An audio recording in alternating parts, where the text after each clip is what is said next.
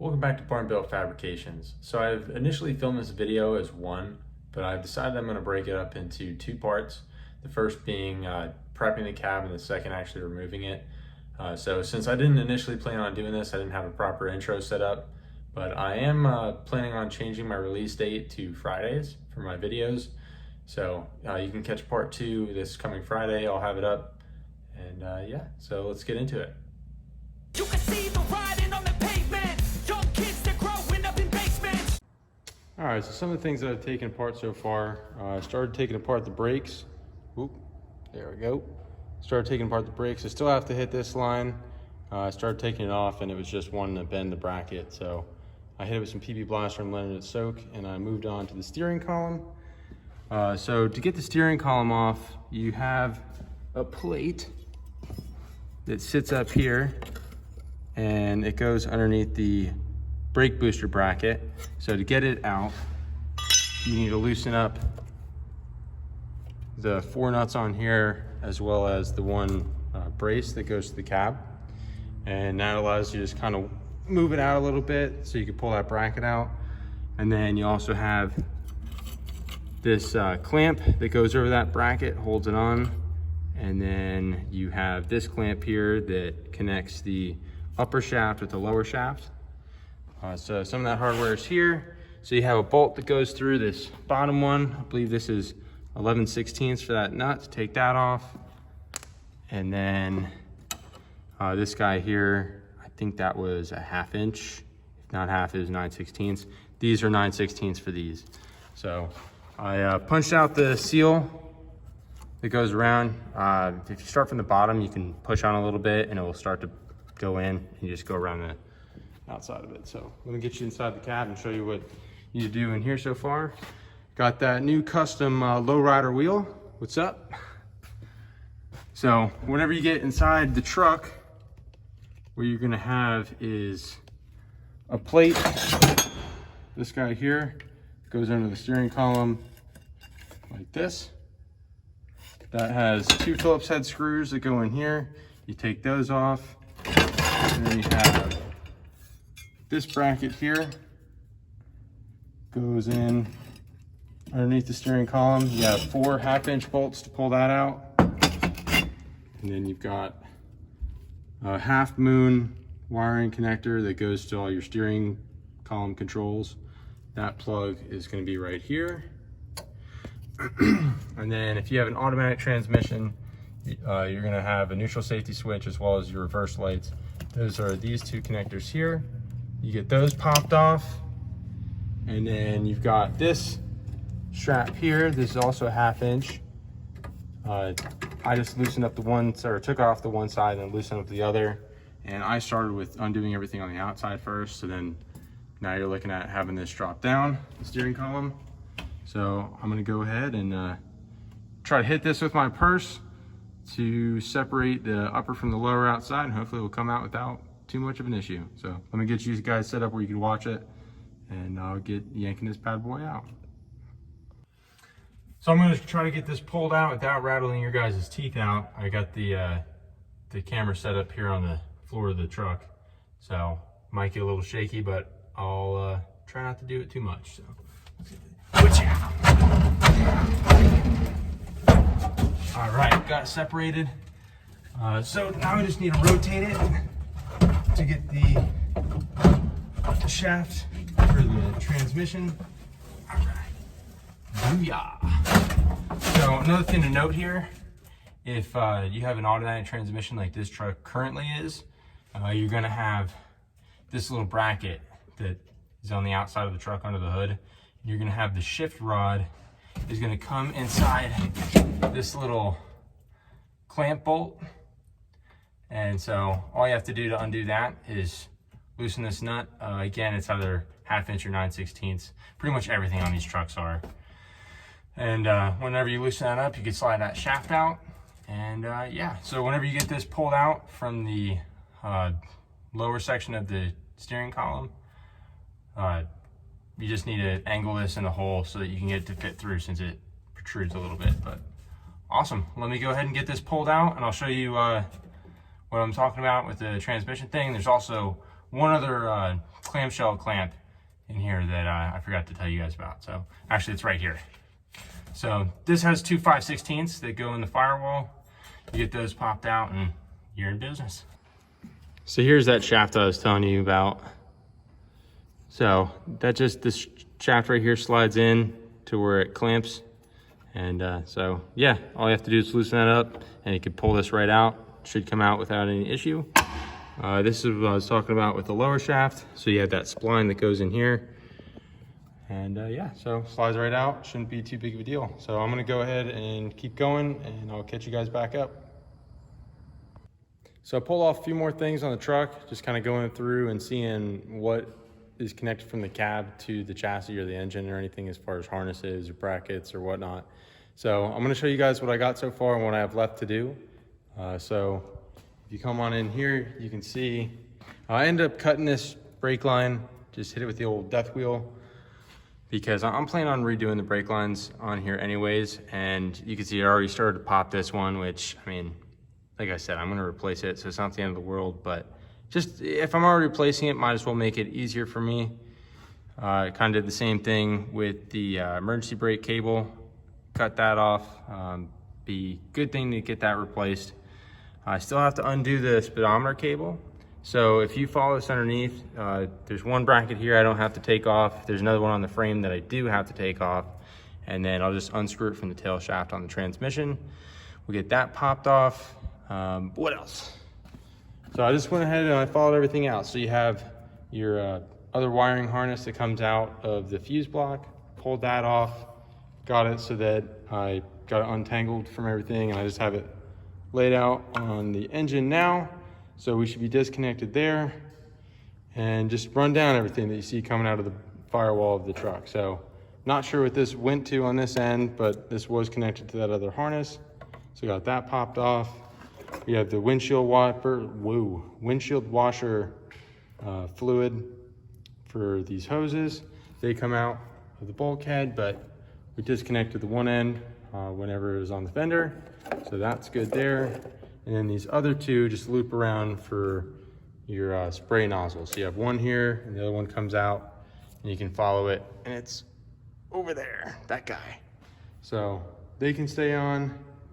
You have your oil pressure gauge tube comes through here. So you have a 3/8 to hold, actually I'm sorry, 7/16 to hold this nut for the coupler. And then this guy here is 3/8 to unscrew that, get that disconnected. So for the rear lights, there's probably gonna be some, a lot of people screaming at me. I think that I'm just gonna, to make it easier for myself, just cut these wires, and then whenever I go to put everything back together, I'll just do weatherproof bullet connectors. That way I'll make like a quick disconnect there and just be easy. So whenever I'm underneath the truck again to undo the speedometer cable, I'll look for some kind of junction, but I didn't see one in the few times that I've been underneath there, and I'm not gonna get really involved taking apart the dash to see where they're connected on the inside, to pop that apart, and no thanks. So I'm just gonna do what I said there and snip those off. So moving around, we have vacuum lines, that goes to nowhere. These other ones go to the AC system. And you have the wiring for the AC. I had to undo a ground that was on the compressor. That was this guy right here. So I got that wiring harness off. And then I just cut the AC lines, or just the one rather, left. I got that cut off. So now we should be pretty much disconnected from everything with the exception of the speedometer cable as well as the rear lights. So I'm gonna go ahead, get underneath the truck. I'll undo that nut that's holding that speedometer cable on. I'll look for a junction on the wires. And if I can't find one, I'm gonna go ahead and just snip them. So I'm back under the truck, and I definitely did not hit those fuel lines with an angle grinder. Wouldn't even think about it. So, we try to get you around as well as myself. if you can see up here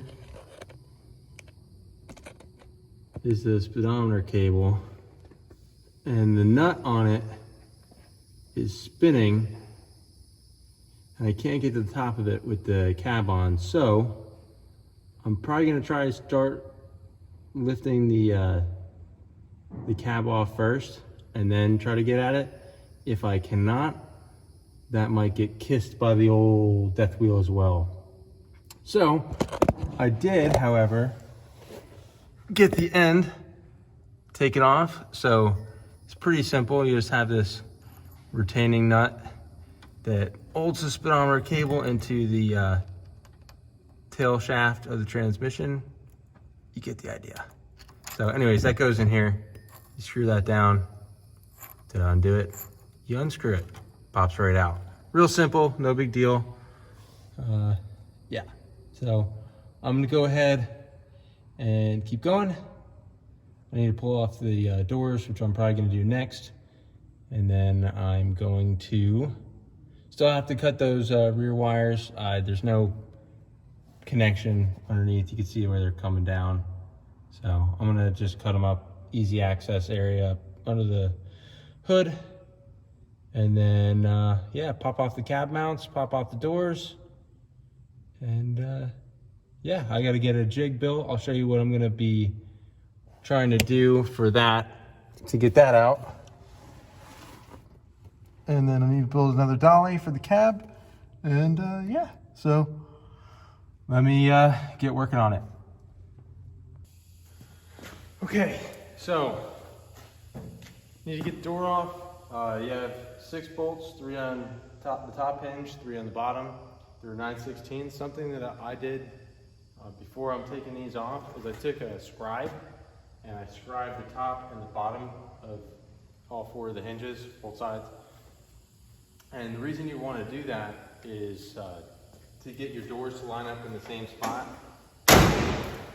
If you don't mark that, you're gonna have a hard time whenever you're trying to put doors back on, trying to get the hinges lined up correctly, to get the same door gaps.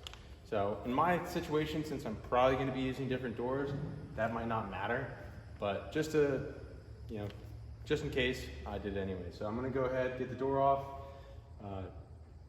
Window doesn't want to roll down. I don't have the crank on the inside, it's a little tight. So hopefully I don't drop it. And if I do, that's why we have editing, right? So let me go ahead and jump in and do that.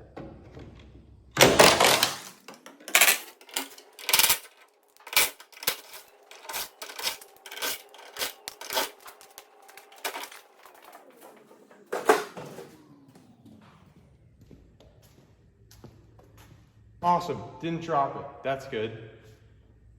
Something that I don't know if I mentioned on another video or not, is definitely keep track of all your hardware.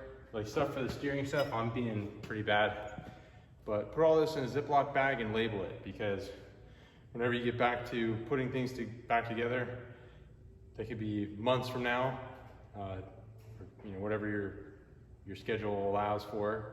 So you don't want to lose stuff or find it and not know what it goes to. So definitely put it in a Ziploc bag, and then areas where you can, even better than that, just go ahead and just thread your bolts back in the same holes. And that way you won't lose them.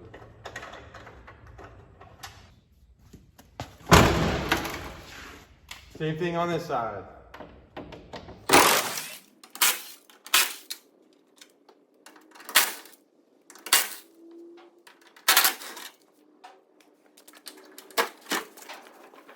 So it started raining, so it's probably pretty loud in the shop. I apologize for that.